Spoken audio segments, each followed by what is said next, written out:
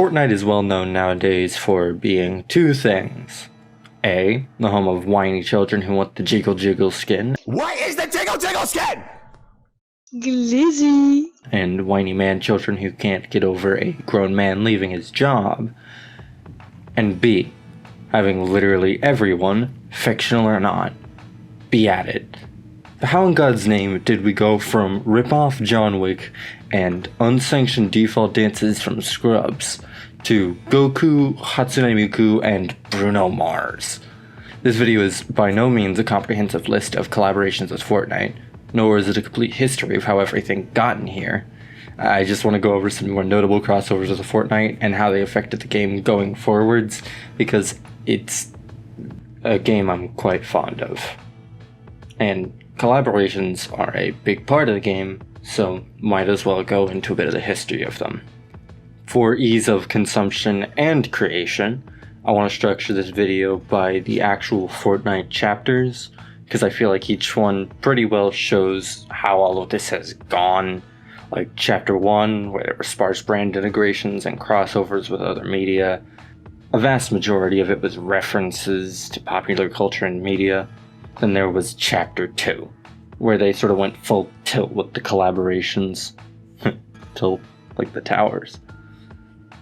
They added both things people really wanted and things people really couldn't care less about at quite a fast pace.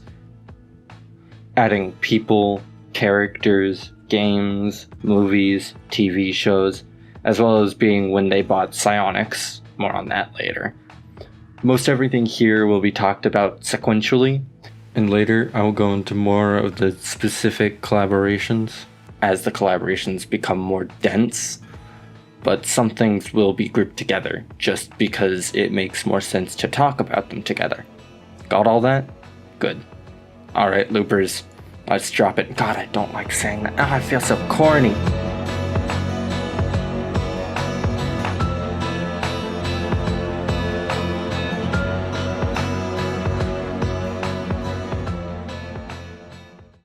Now, I'm pretty sure everyone and their mom knows this by now, but Fortnite didn't really start as that game with Goku and LeBron James. It started with a horror-esque base building / tower defense game that, at the peak of the Battle Royale genre's popularity, switched gears so rapidly pretty much everyone got whiplash. In the early days, there was really not much in the way of collaborations, just some YouTuber banners, and that was about it. When Battle Royale launched, they started to get cute with their references to things, like stealing a whole ass dance from Scrubs and somehow not getting their asses sued off them. Like, it is the starter emote. Every single person who plays this game owns it. How did they get away with this? Later, in chapter 3, they would add the most feared skin of all time, the Reaper. On top of being one of the hardest skins to get at the time, and also one of the hardest looking, it was also very obviously designed to resemble John Wick, who would later get an actual skin, but again, more on that later. Fortnite has a history of having their cosmetics mirroring real things actually show up in the game. It's quite funny, honestly. I remember back in Check 2 Season 6, they released some generic basketball player skins, and I just instantly made LeBron James, because it was funny. And lo and behold, 1 season later, God said, "Let there be LeBron James." And I'm getting ahead of myself again. We wouldn't see our first true brand integration, where there was some form of media from our world, which would appear in Reality Zero until Chapter 1, Season 4, where Big Grape himself, Thanos, would be added to the game. Not as a skin, but as a gameplay element. Anyone who found and put on the Infinity Gauntlet would transform into Thanos and just become extraordinarily broken. Like, I have no idea how they got this past balance testing. This collaboration would start 2 of Fortnite's longest standing constants. 1. Collaboration items being added to gameplay, be they in the form of LTMs or the main Battle Royale mode. And 2. items added for events being extraordinarily game-breakingly broken. Like, the graveyard of things being added, broken, and then removed is insane. The Zapachon, Guided Missile, the Infinity Blade. I could go on, but I don't want to. There's so many.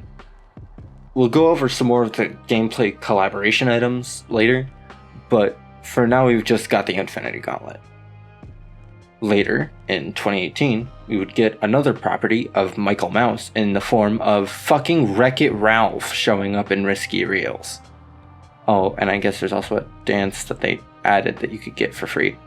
I think it was a tie-in with Animated Film of the Year award winner Wreck-It Ralph, Ralph Breaks the Internet, a movie that everyone asked for. Honestly, starting with this season 6, we would see a big uptick in collabs, seeing one at least once every season from here on out. In season 7, there would be a couple. First, we would get the aforementioned Infinity Blade, which is from Epic Games' own Infinity Blade. Creative name Epic. Great job. Later in the same season, we would see our first Fortnite concert event, as well as our first, actual real-world human being in the form of Marshmallow. Honestly, the Marshmallow concert was pretty good. It was just vastly overshadowed by everything to come after. Little did we know at the time, however, that Marshmallow was the harbinger of doom. No, not actually doom, like musicians. No, not MF Doom, unfortunately. Season 8 gave us quite a few things. Most notably, we got the endgame LTM, which included a lot of Marvel superhero powers and weapons, as well as the whole Chitauri thing. It was basically the Avengers featuring Bright Bomber and Raven versus 10 million feral Chitauri. This is why you keep your fully automatic rifle. Alongside this LTM, we got a couple skins, including our first look at the Chapter 2 default outfits in the form of Star-Lord outfit. Not character, outfit. Alongside OG Black Widow. Season 9 gave us another slew of collabs, and at least one fake out. We got Stranger Things, who cares, big whoop. We also got, what's this? Actual John Wick? Yeah, we got actual John Wick this season, alongside the whole ass Continental Hotel. Then there was the It incident. One day, just random ass red balloons started showing up inside of sewage grates. This made everyone think there was going to be an It collaboration, but nope, no It. Only Stranger Things. Like I said, who cares? Next comes the big one, where things really started going nutty, which was Season X. In this season, we were introduced to the idea of Rift Zones. These brought in some pretty interesting locations, like Gotham City and Pandora. Also, there's some really, really cool Fortnite original stuff, but who cares? We're here for Batman Fortnite. Alongside these Rift Zones, we also got a few Batman skins alongside the Psycho Bandit from Borderlands. The Psycho Bandit also added another new thing, which was skins being bundled with game purchases via the Epic Games Store, which came around about this time. That was really funny, honestly, because when Borderlands 3 launched on PC, it was an Epic Games Store exclusive, but when the end of it happened, the entire Epic Games Store and all Epic Online services went down. When the 7 hit the 0 point and Fortnite went down for a couple days, they accidentally took all of Epic Games with them. Anyways, fast forward one big bang later, and we get to Chapter 2. Our next section, and a new chapter in things being added to Fortnite.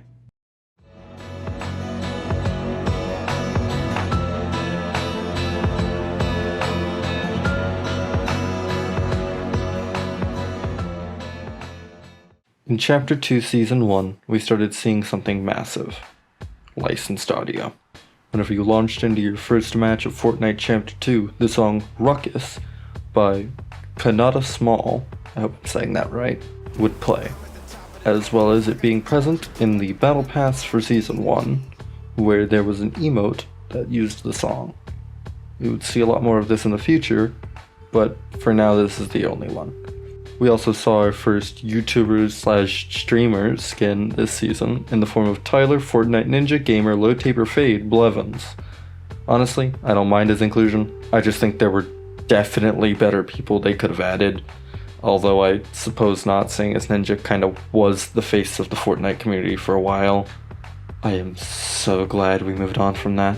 I'm not seeing enough movement! There were also some more references to themselves in this season, with things like the Battle Breakers skins in Battle Royale, along with the challenges and heroes in Save the World. One of the last times they would do anything really interesting with Save the World. Sad to see. Alongside the music pack for Unreal Chill. As you will later see, this will not be the last time Epic references their own work in Fortnite, including the very next season. And won't even be the last time they reference Unreal Tournament, a game series they really unceremoniously killed for no reason. I'm still not over that, Epic. Bring it back. Alongside all that, this was the season that also contained the most batshit insane thing to ever happen to film and Fortnite. So this season started the long tradition of Star Wars events, but they did it really weirdly this time. Not only did they add skins from the Star Wars sequels, including Rey Skywalker, still hate that name, Finn, Kylo Ren, and some Red Stormtrooper that I'm a big fan of, but also items. Now, none of this is out of the ordinary. You know, we have the lightsabers, we got the blasters, we got the Kylo Ren, all perfectly normal. We know already that Disney loves adding Disney shit to their game. But what was different now was them doing a live event. This live event consisted of an admittedly cool dogfight featuring the Millennium Falcon, J.J. Abrams stepping out of said Millennium Falcon, showing a teaser or something for the next Star Wars movie I don't even remember the name of, him threatening to turn everyone into himself. We can even turn you into me if we want.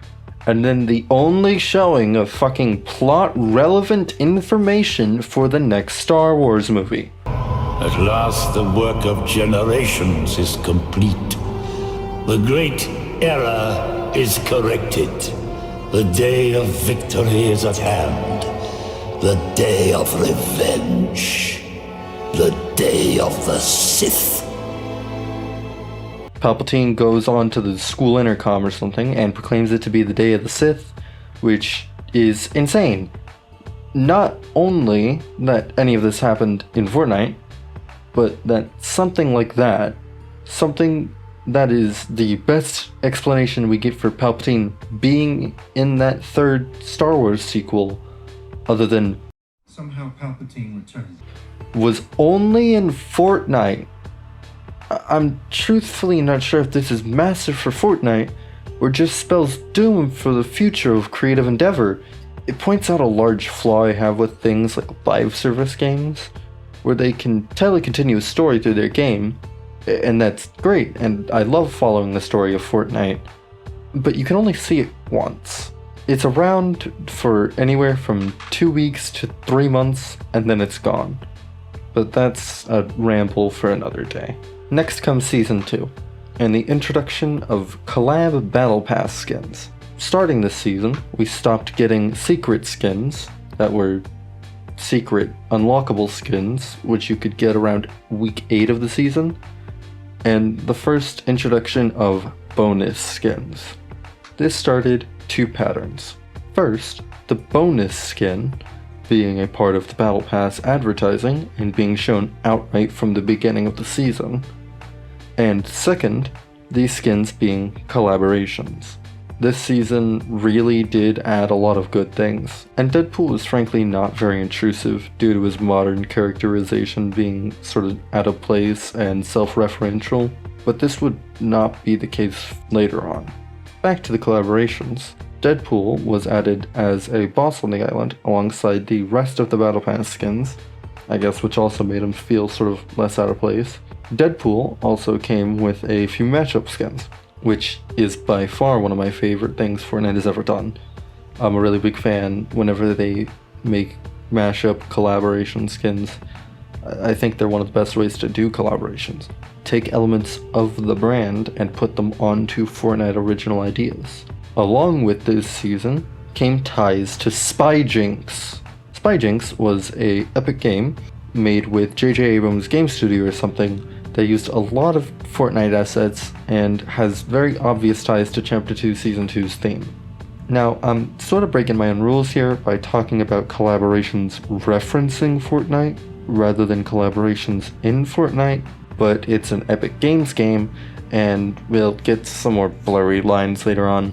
Spyjinx included things like Boogie Bombs, Wildcard My Beloved, and the earpieces from the trailer for Chapter 2 Season 2. It's sorta unclear to me if these earpieces are from Spyjinx or Fortnite, so I'm just gonna include it. I want to talk about Spyjinx. Nobody ever talks about Spyjinx. Now, for the fun bit. Travis Scott! Chapter 2 Season 2 gave us our second ever in-game Fortnite concert in the form of Travis Scott Astronomical. The most visually interesting and bombastic live event until that point. It came with the usual slew of skins, emotes, other cosmetics, etc. I just want to take a moment to gush about this event because, God, I loved it so much. Back in 2020, I hadn't really listened to much of Travis Scott, and attending this event for the first time was transcendental. It showed me more of an artist who I am now a big fan of, as well as expanding my opinion on what could possibly be done with video games. It was not only interesting to watch, but interesting to be in. Fortnite would continue to one-up themselves with their concerts, with things like the Rift Tour, Big Bang, and the finale, but it was absolutely insane at the time and will forever be remembered fondly. With Season 4, we got a few things, but first I want to talk about the smaller thing, which was the Party Royale J Balvin concert. If you don't know what Party Royale is, try and keep it that way. This concert was much smaller and frankly less important than the prior two shown concerts, and was only shown once to my knowledge, but it's worth noting here the start of smaller, less Battle Royale focused concerts.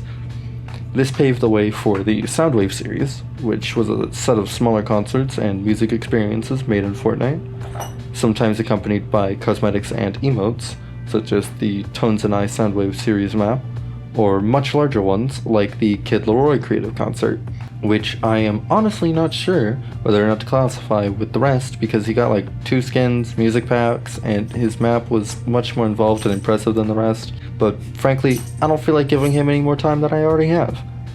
Onto the meat and potatoes, we got our first crossover season in the form of Nexus War, being accompanied by a really cool lead-up comic in the lobby, as well as some decent lead-up in the game.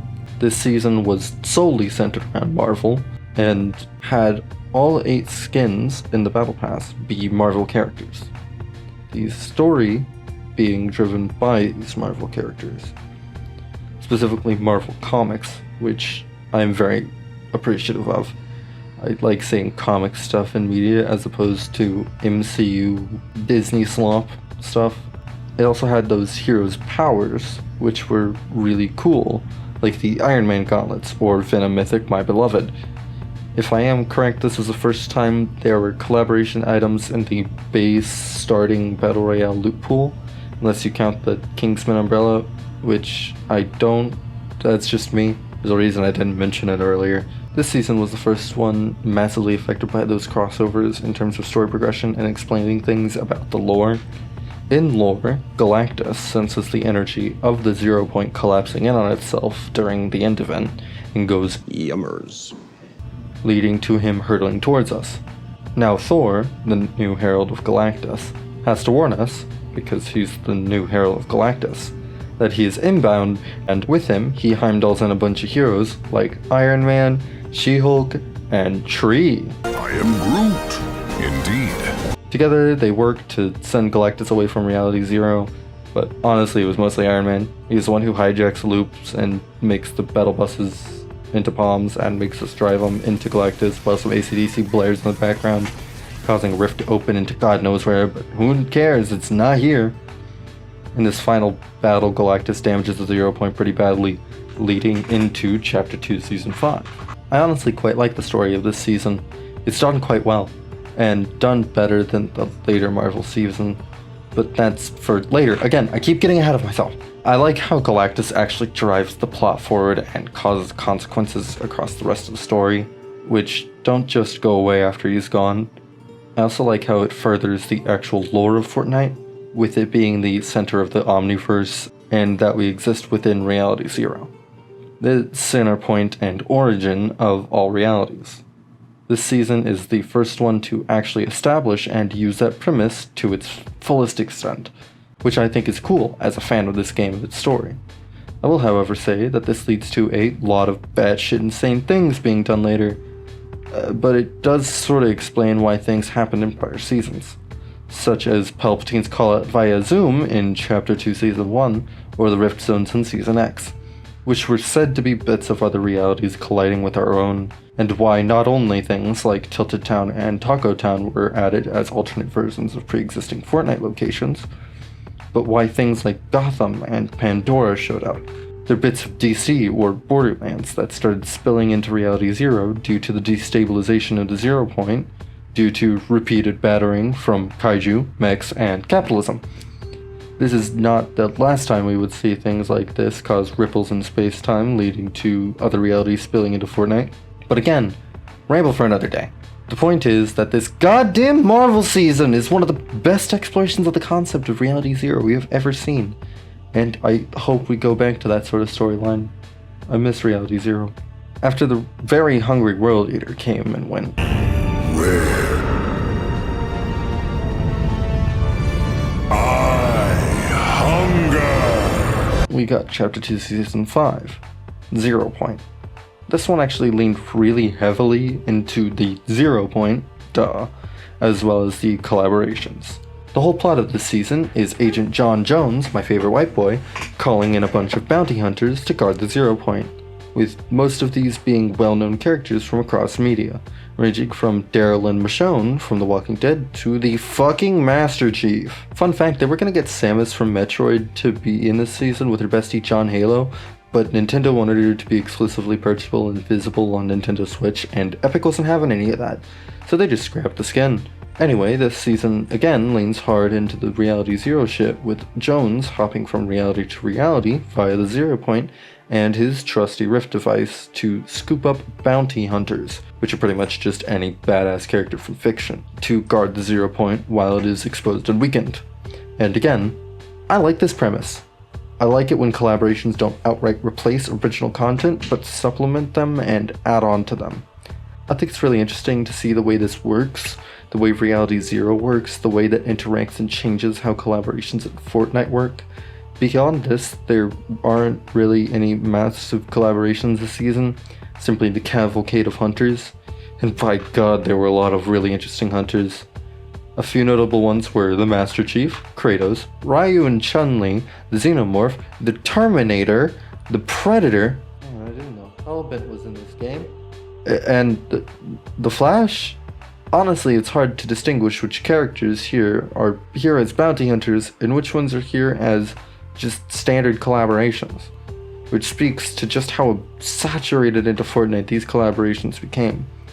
In case you haven't noticed, I have stopped mentioning every single collaboration simply because it's not worth the time. The video would very quickly just become a 2025 Ultimate Showdown of Ultimate Testing with me listing off random characters. From here, I'll only really mention notable collaborations or changes in how collaborations affected Fortnite. This is also the point where truly anyone could get in. It was no longer a question of who or how, it was a question of when. We got Rocket League, we got movies and shows, games and music and celebrities.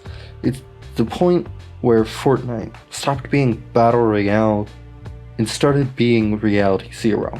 Alright, Season 6. Batman Fortnite. The Batman Fortnite Zero Point comics. Here we get our first official IRL Fortnite comics coming from DC. These comics are very well done and very well flesh out the story of the game, fill some of the missing holes, and still have room to tell their own story with the characters it has. It establishes the 22-minute loop, how everyone in it is trapped until you are the last one standing. how the loop wipes your memory and simply fills you with bloodlust. I enjoy how it takes the world of Fortnite and uses it to tell its own story. I would honestly call this chapter of Fortnite the golden age of storytelling and collaborations. Everything sort of melded together and worked together like the most brain-rotting version of a symbiote possible. They have leached and fed off each other like a really strange symbiotic relationship of theorist and Evangelion with dead children. Anyways, with these comics we got the introduction of another collab item granting. This time in the form of codes that would come with comics. With each comic, you would get a new cosmetic, and if you claimed them all, you would get an exclusive skin. I honestly don't hate this system, but it was mildly annoying back in 2021. I was trying to read these comics on the DC Comics app, and they just straight up wouldn't grant me the code for like 5 days. Mildly infuriating. Did use my free trial to read all of Injustice while I was on vacation, so that was fun. Anyways, that was the only real notable thing that would happen with collabs this season. But I really want to talk about Kelsier. See, Kelsier is a character from Donald Mustard's favorite book series, Mistborn. For some reason, out of nowhere, he just showed up in the item shop. They made a massive push for this character that literally no one I have ever met has heard of. And then he just disappeared, never to be seen again. I'm glad I own this skin in case I ever read the books and really like him, but god, this is a really random collaboration. Someone get this man a Wiki Feet page. Oh god, it's time for him, isn't it? Turn myself into a pickle, Morty! I'm Pickle Rick! Season 7. We got Rick. We got Rick Sanchez in the Battle Pass. I'm running out of funny things, but trust me, it's all downhill from here. This season was jam-packed with all sorts of notable collaborations, one being Imposters. Now, Imposters itself wasn't a collaboration, but it did get the attention of the people that they were blatantly ripping off. So in Chapter 2, Season 7, Epic Games introduces a new mode, Imposters. What is Imposters? Well, have you ever played Among Us? It's Among Us. It's literally 3D Among Us in Fortnite. It's like if Among Us VR, or 3D or whatever it is now, was good. When the mode released, Innersloth rightfully called them out. They didn't take the mode down, but this did lead to a collaboration. They chatted it up in the DMs, and we got the Henry Stickmin Distraction Dance and Amogus backbling. Those wouldn't be released until almost a year later, so move on from that. Another big collaboration this season was... Oh my god! Oh my god, it's Goku! Wait, nope, that's just Naruto. Boo. So we finally got an anime crossover. Something people had been begging for a long time. For forever. And it's with some show my dad watches. Honestly, I've never been too into Naruto, so frankly, I have nothing to say on this collaboration. Just know it happened. And it was the first anime collaboration, and it refined the cel-shaded anime art style Fortnite would go on to overuse to hell and back. It also had the challenge website, I guess. This sort of style of collaboration to be repeated with later collaborations, which is why I bring it up. The biggest collaboration this season, I'd say, was the Rift Tour. This is a very interesting, mildly lore relevant, it's debatable honestly, concert event. It had some big shoes to fill after Astronomical, but I feel it filled them quite well. It featured many artists as opposed to just one like the prior two. It had music by Marshmello and Juice WRLD, Sia and Diplo, Wolfmother, and of course, Ariana Grande. The visuals of this event were spectacular. Between the beginning, where you're passing through memories of events past, including one of a cube on the Chapter 2 island, foreshadowing what is to come next season, leading to a massive version of yourself reaching out and taking you into the paint dimension featuring Juice WRLD. Then you're taken into the Cuddle Team world with some music I've never heard in my life, but it was alright. Holy shit! Storm King fight with Wolfmother? Oh.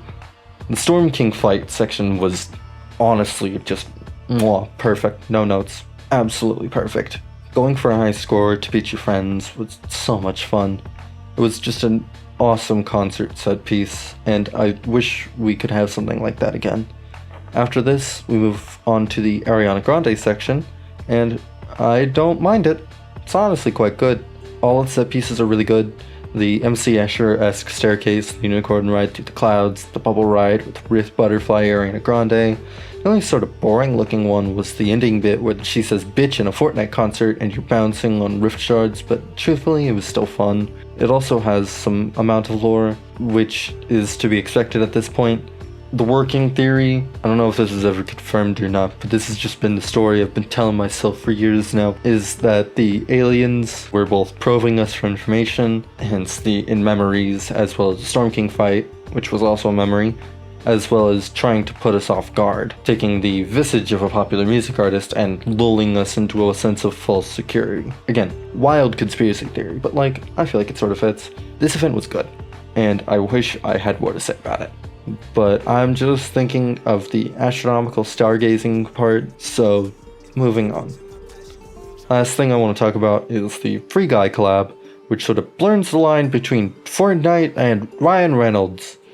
More than Deadpool did. Not only did Fortnite appear in Free Guy in the form of a pickaxe used to beat a man to death, more accurately a guy to death, but also Free Guy appeared in Fortnite.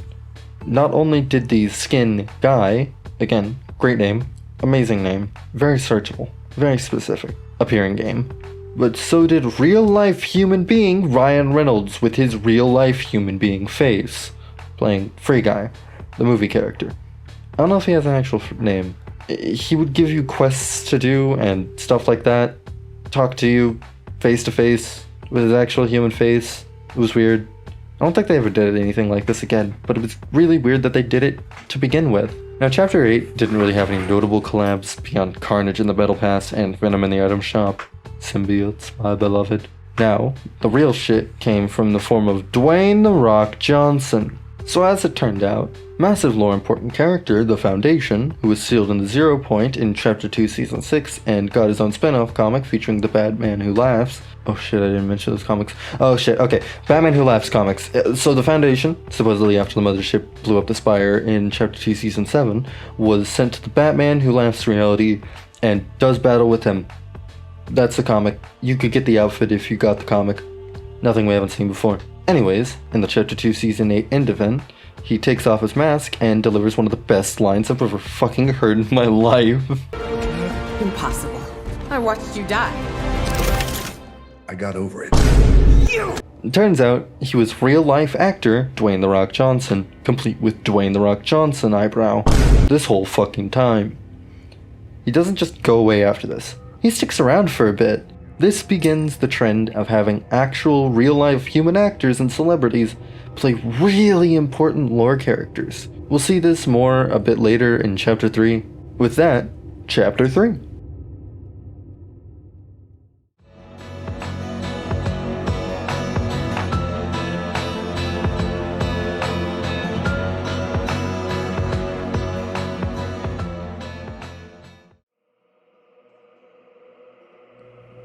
Now honestly, Chapter 3 Season 1 didn't have much in the way of notable collaborations.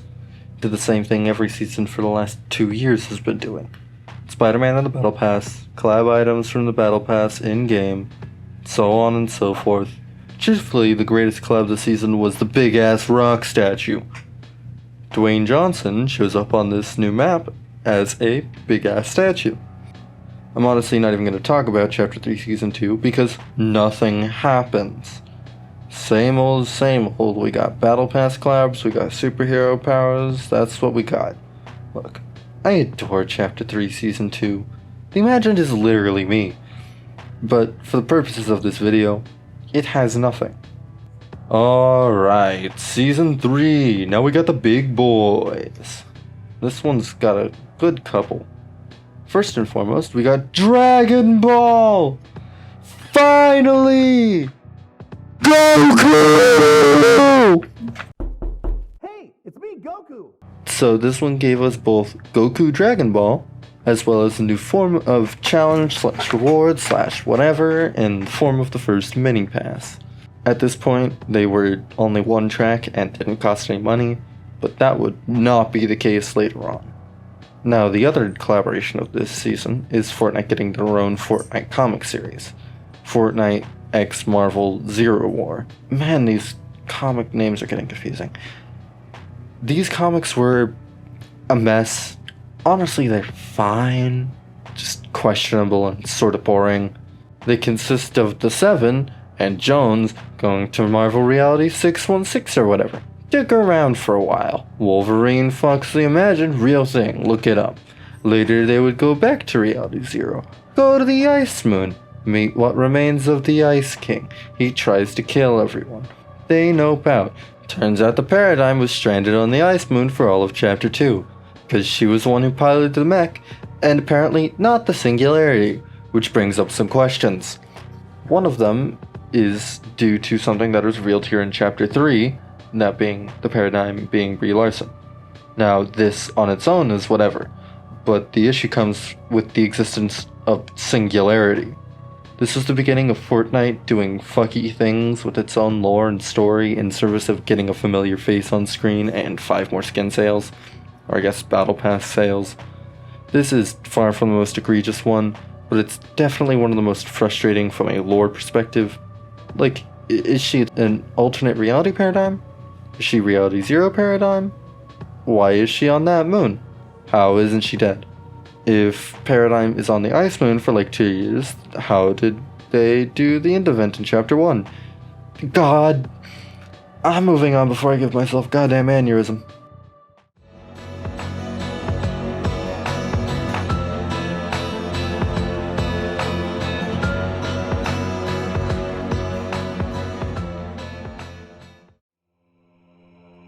Okay, so I won't be talking about Fortnite Chapter 4 here because really there isn't much to talk about in it in the way of Fortnite collaborations. Clearly there were some, but nothing notable enough here that breaks the mold to warrant a whole section in this video. No. Instead, I want to touch on something else. The Fortniteification of literally everything. From COD to PUBG to Epic Games' own Fall Guys and Rocket League.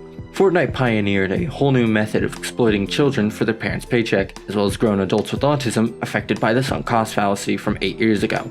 And everyone wanted a piece of that pie. Honestly, I just want to talk about how Epic keeps buying studios and their IPs just to Fortnite them.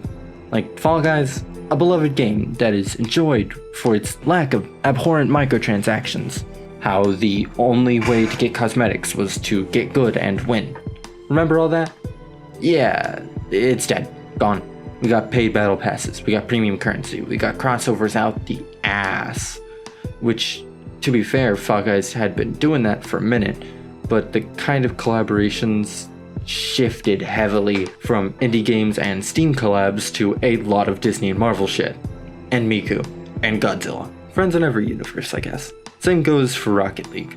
$20 fun game about car soccer with like no microtransactions.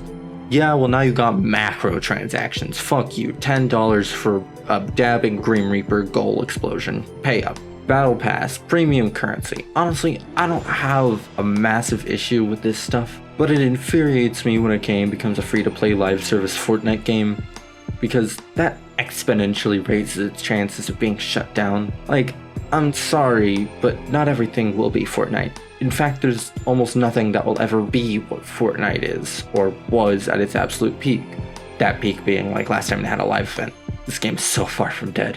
They keep turning these games into free-to-play Fortnite-esque games in Epic Games' hopes of them recapturing the magic that was Fortnite. And I honestly just fear the day where they deem Fall Guys not profitable enough, so they just shut that shit down. Because it's not about the games to Epic, it's about their bottom line. It's about being profitable. The funniest thing is, these things have since been folded into Fortnite. But that's a story for later.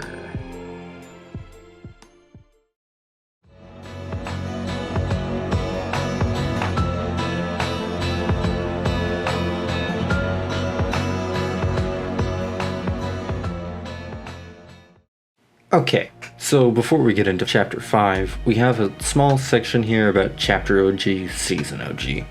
The whole season was a neat throwback to Fortnite Chapter 1, and I honestly quite liked it. It was nice to relive my early teens nostalgia in a weird way. It was like going back to play a game I played 7 years ago and never went back to, because that game stopped existing and the game kept being updated and changed. But that game in that state just stopped existing.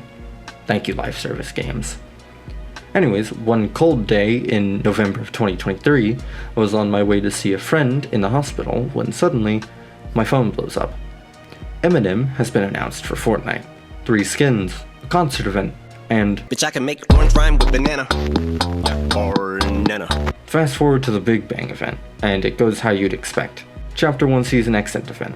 The 7 crash into the 0 point. You get an admittedly really cool hidden little calibration section there for something later where you press buttons, and those buttons turn the rocket ship into different things in time with a little prompt, and bam, the world explodes. Then you are thrust into many different worlds, watching the Omniverse be created around you in front of your very eyes. In this section, however, I simply want to focus on one small part of the event. That being, That's an awfully hot coffee pot. after you pass through a couple pretty cool previews for future things, you're thrown into a musical reality with Eminem. He starts talking about getting lost by himself or something, everyone's fucking vibing, you get to try out the upcoming Fortnite festival mode, all is well. That is until Eminem shows up, and then it just evolves into big Eminem screaming at you about how he can drink and play cards. This concert, and frankly the whole event, was mildly underwhelming in retrospect, but it was absolutely insane when it happened. We had been getting drip-fed information via leaks about these modes for forever, so getting official confirmation, as well as knowing they would be coming out soon, was cathartic. The concert was kind of lackluster. It was pretty much just the fest teaser with fill them with the venom, eliminated them with the minute, I don't want to hurt him, but I did him, and if never again, nobody will it. I'd give it a 4 out of 10 on the concert scale. The broken marriage out of 10.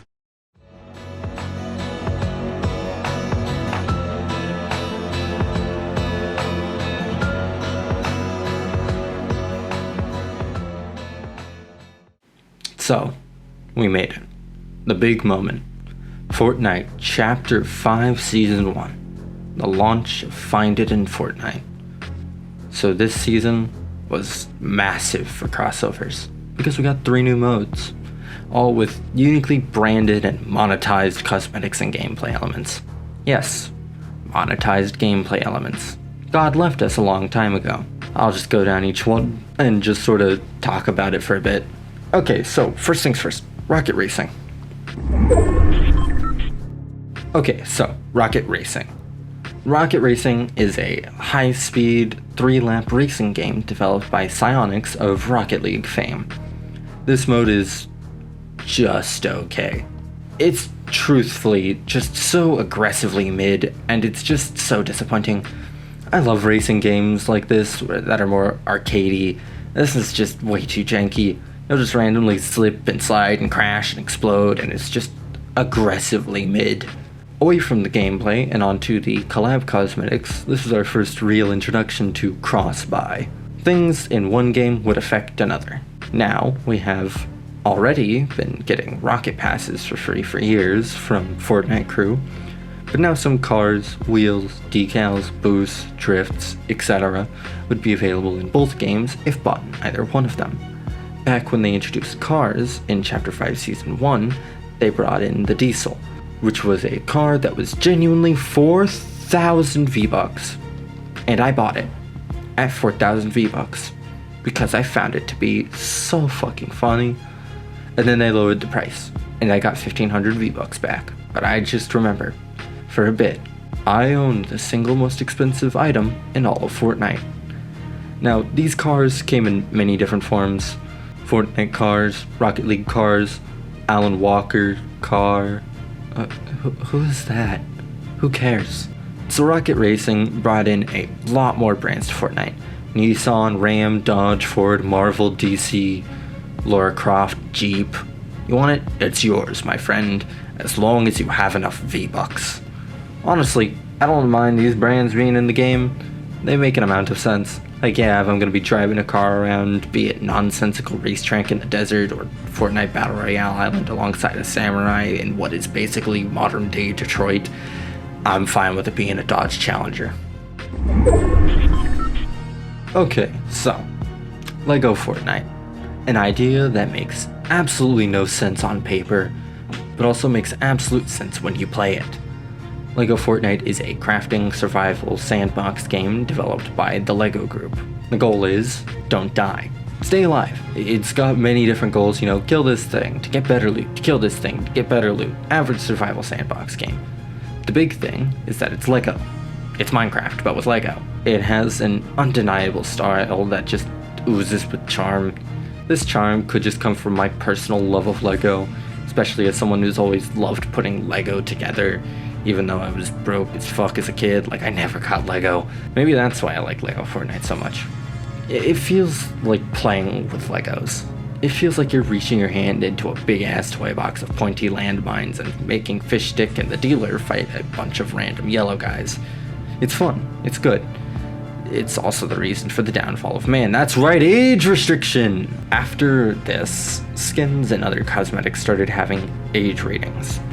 There are skins that are straight up unusable in modes like Lego Fortnite and a scary amount of creative maps because they're too scary. In the beginning, it was pretty much any skin with a gun or weapon or bomb or anything. Now it's like 3 skins, which are like 1 kaiju and like a symbiote or 2. And I think that's it. I don't know. Which is batshit insane. Why are these 3 skins banned? Why not just let them free? Why not ban more skins? Why these 3? Why ban my symbiotes? Anyways, this is your standard kids game. This is the one you're allowed to safely let your kids play without worrying they'll see a gun, except for all the guns. I'll get more into this later, but for now just know, over the past 2 games, they've been doing one thing: expanding their audience, and retaining their current audience for longer. Squeezing them for more time, more cosmetics, and we'll see even more of that soon. A lot more of that last one. Now for my favorite. My absolute favorite of the Find It in Fortnite modes. Fortnite Festival is a 4 or 5 lane rhythm game a la Rock Band from the developers of Rock Band and personal heroes of mine, Harmonix. Harmonix has made some insanely good games, from things like the original Guitar Heroes and Rock Band's Fuser, Audica, a VR rhythm game with guns and swagger, down to things like The Axe. Anybody remember The Axe? Am I the only one my age who knows about The Axe? I think so. They've been doing this longer than I've been alive, and they do it damn well. Fest is one of the best 4 or 5 key games in its style. It takes Rock Band and Guitar Hero and makes it accessible to people on basic controllers and keyboards. As an actual drummer myself, I've always loved playing 4-key games that have heavy drum charting, and to play a game that gives me an endless stream of pure drum charts and including things like vocal, bass, and lead guitar makes it even better. Adding official plastic guitar support and making new plastic guitars just makes me cream my pants every time I think about it. I will say, however, it is most aggressively monetized. LEGO sparingly has LEGO sets release. Rocket Racing gets some new cars sometimes. Effin' Fest has guitars, drums, basses, keytars, microphones, music passes, artist skins, and jam tracks which release weekly. Side note, as of time of recording this, they have recently changed the way that jam tracks are added and sold. They have seemingly slowed down on the jam track releases, as well as making only a select handful of jam tracks available in the shop, which is bullshit, but that's bullshit for another ramble for another day. This mode was the first breath of fresh air plastic guitar players have had in almost a decade, and I will love it for that always. It brought back a dead game format from the grave and made it mainstream again. Never did I think I would ever live to see a new plastic guitar made, and now I've got 3. It's insane. Having said all that though, let's talk about the point of all this. So, why would Epic Games make their Battle Royale survival horror base builder looter shooter into a racing game? A sandbox survival game? A 5-lane rhythm game? Because it's an important step in the whole Fortnite Metaverse thing. They're not just trying to get audiences from other games, they're trying to expand the age range that plays their games. Not just competitive shooter players, but kids, adults with children. They're trying to get these people with less time, get people who are less interested in competitive games, less interested in video games in general. Like I said earlier, they're trying to retain their players longer. They're trying to get them to spend more money. They want to be the metaverse. They want to be this central hub for everyone and everything. They want you to come for LEGO Fortnite and stay for Fortnite Festival. They want you to pick up Rocket Racing because, well, it's already there, might as well.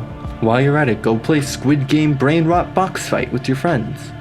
Go play some 21 Pilots drum tracks on Jam Stage. They're trying to become a hub for everything. That's what they've been working for this entire time. This is what Thanos, John Wick, The Rock, Travis Scott, Spider-Man, Buying Harmonix, Psyonix, Mediatronics, Lego Onyx, this is what they've used all of their over half decade of Fortnite to build up. Are you telling me a metaverse just happens to Fortnite like that? No, he orchestrated it. Sweeney. They want your undivided time, and they want your undivided paycheck. Okay, so taking a break from the Metaverse rant before the next Metaverse rant to talk about Absolute Doom, which was Chapter 5 Season 4.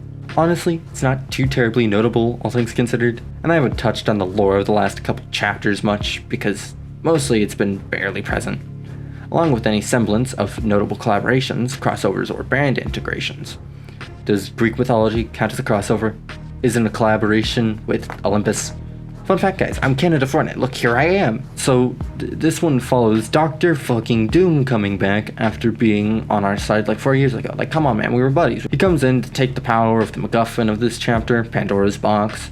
Honestly, the story of Pandora's Box is something I could chat on for a while, but story for another day.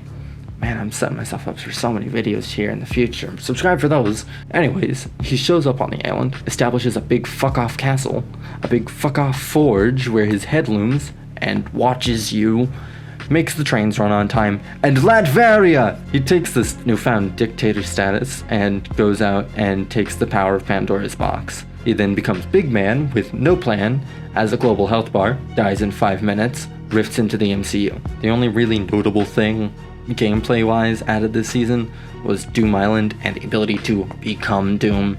This would be repeated in Chapter 2 Season 1 for the Godzilla event, but really that's the only notable thing done here. The season was so boring. Honestly, I'm just gonna take a moment here, just say, I wish there was more going on with Fortnite, man. Why can't y'all be like Chapter 2?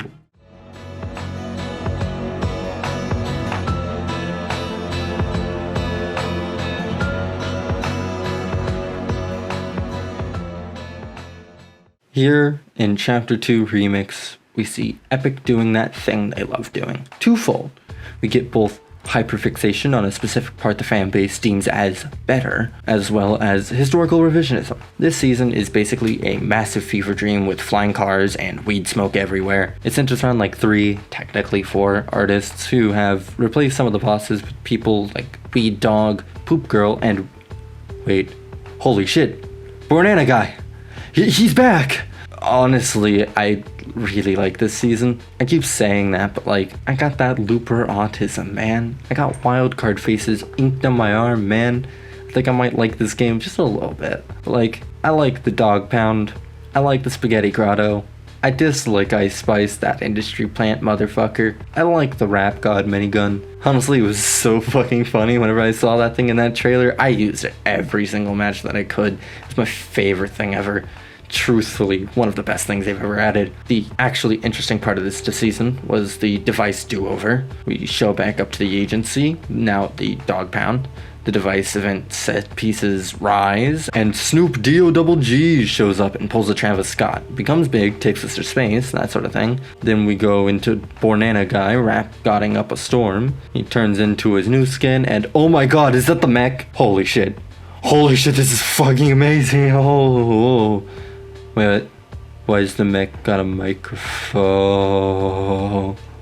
Eminem is the mech in canon. This is canon now. Then we go on to Poop Girl, skip. Oh, hey, look, it's Juice WRLD. People have always sort of wanted to see Juice WRLD in Fortnite, and then, like, I hope they're happy. Honestly, this event wasn't bad, season wasn't bad, but it really does just continue the trend of not supplementing original ideas with new ones and collabs, but actively shoving brands and artists into pre-existing, well-loved elements of the story, lore, and gameplay. Like, I don't hate this event, or this season, don't get me wrong, but this definitely continues a trend.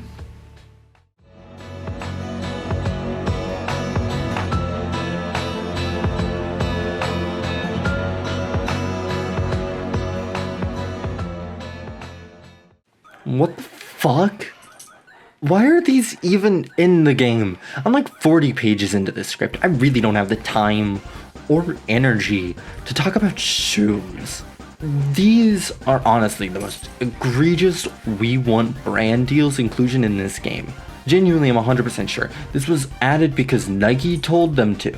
Nike told them to add shoes so they could sell shoes in game. Make kids go, those are those shoes I saw in Fortnite, and make their parents buy them 5 pairs of $100 shoes. They first showed up in the remix pass as an unlockable in the bonus items section, but now they just take up 3 slots in the item shop at all times. I truly do not know what to say about kicks other than who asked for this. I want the names of the people who went, man, I love my Nike Foamposites. I wish they were in Fortnite. The best thing Fortnite has done with this feature is add some decent Fortnite original shoes, which is hilarious, seeing as they were definitely added so they could have more brand integration. The fact that kicks exist are a testament to the absolute insanity of Epic Games, and shows just how willing they are to add meaningless shit just to squeeze a few more 1,000 V-Bucks out of you. They didn't even add something cool like sick outfits or suits or hats or something cool for me to put on my skin. Nope. Nike Orchid's on the dealer foe today.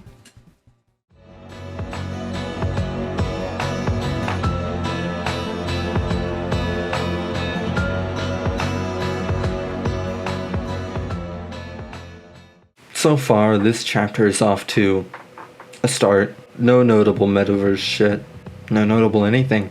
Just Fortnite. Modern Fortnite. Same IP integration that's become the standard. I honestly somewhat long for the days when people would complain about the collabs. Not because I agree with them. I really don't. But because I miss when people cared about this game as a product of its own. I miss when it wasn't the Goku Lethal Company Among Us game. I miss when this game had a cohesive art style. It wasn't just how Epic showed off their new lighting and rendering engines. I miss when this was made and fueled by people who wanted to make something fun, make something goofy. Don't get me wrong, it's still fun. It's still sort of wacky and out there, but it feels like a lot of the soul of this game has been sucked out in place of Sub-Zero and Indiana Jones. Fortnite characters no longer look like Fortnite characters. Fortnite no longer looks like Fortnite. It's become the average of every single stylized 3D art style ever in order to fit anyone, fictional or real, into it. It's become the Metaverse it always wanted to be. Even more so with the upcoming Disney shit. Don't even get me started on the leaked Star Wars month-long season coming after Season 2. Or that is currently out now, depending on how long it takes me to edit this video.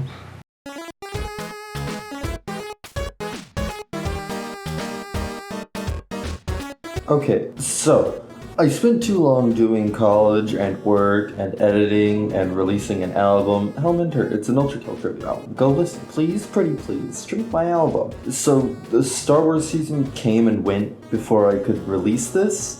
So I'm gonna go over it briefly here because it did have a couple things worth noting. So this month-long Star Wars season did in fact happen. It was Fortnite Galactic Battle or whatever. It follows the Death Star showing up in Sky.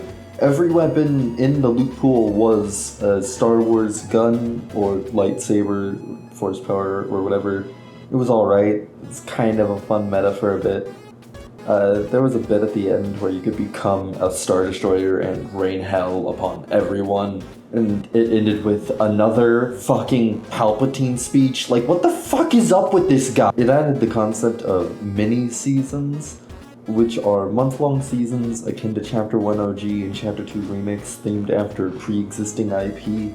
There's apparently going to be a Simpsons one in December, apparently. Other than expanding upon the idea of a shorter chapter, it really didn't do much, and still didn't add fucking lightsaber pickaxes. I don't care at this point, honestly. I just want to be done with this. And now back to the show. Don't get me wrong. I know I sound like, oh hi kitty. Oh hi. cat jumped up on my lap. I was talking emotionally about the state of Fortnite Battle Royale, sir. What are you talking? What do you want? I'll give you a kiss. I'll set you down so I can finish recording this, buddy. Okay?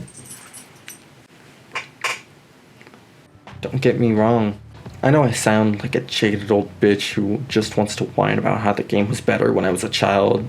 We didn't have to pay bills or college tuition for a degree I'll never get to use.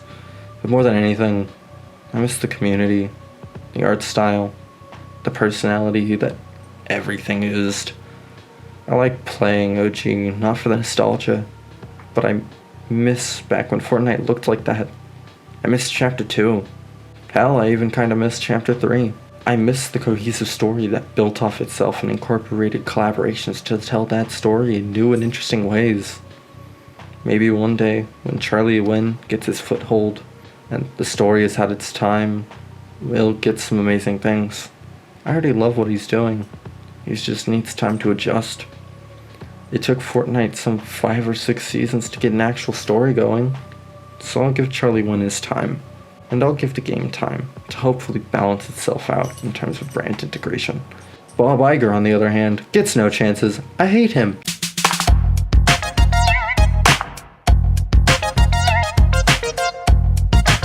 Hi. Thank you for watching this comically long video about a college kid whining about Fortnite brand integration. I know I'm overanalyzing what is essentially a kid's game, but like, I've been here so long and gathered so much knowledge that I've got to use it somewhere. I also know that there's things that I missed, skimmed over, or forgot. So if you can think of anything or want me to go into more detail about things, let me know with a comment. If there's enough, and I'm sure there's enough, I'll do a follow-up where I talk more about this sort of thing. Honestly, I plan on doing a lot more of these sort of long rambles about things like this, including Fortnite.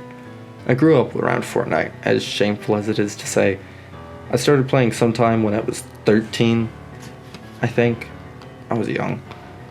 It meant a lot to me then, and it means even more to me now. I think the next video is probably going to be talking about Reality Zero as a concept, and all the unique things it brings to a story and world like this. I just feel like it'll be a nice, fun thing to talk about after the breakdown that was this. Anyways, you've heard enough out of me. I'll see you on the flip side, Looper. God, why am I saying that?